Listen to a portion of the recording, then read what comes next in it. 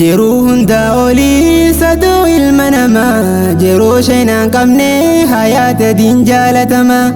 bagansi fawwaadde miseensa keetee wayyaa darasummaa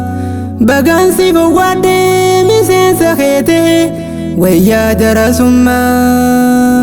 jiruu hunda olii saduu ilma namaa jiruu sheenaan qabne hayaata diin jaalatama bagansi fawwaadde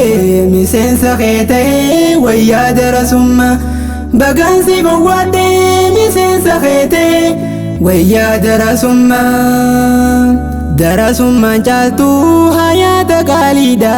waardiyaa sunnaa nabii garee buqqaaftu bidaadha sadarkaa isaaniif malaayikaan qooluudha lafarra bal'iftiif mahabba isaaniidha hiree tokkoon qabne guutuun addunyaadha talabaa ilmiitiif kanneesi xootaadha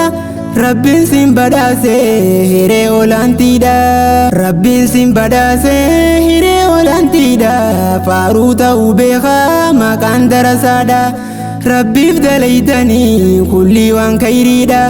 namarraan abdattan kafaltii birriidha hawaasa baraaruuf zulmii fi shirkiidhaaf fudhattan amaanaa hadaara jabaadha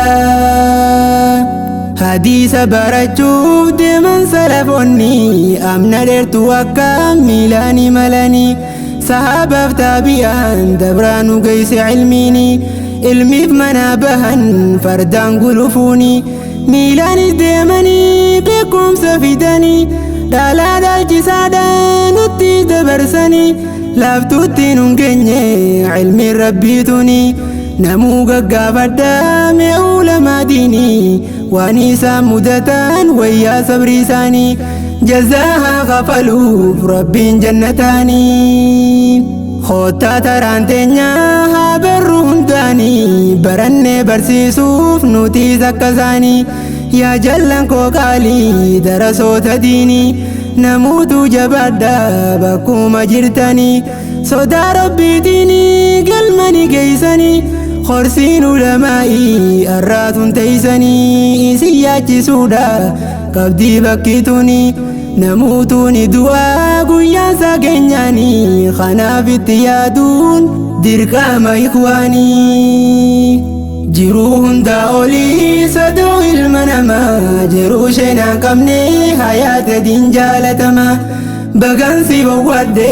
miseensa keetee wayyaa darasummaa bagansi fawwaadde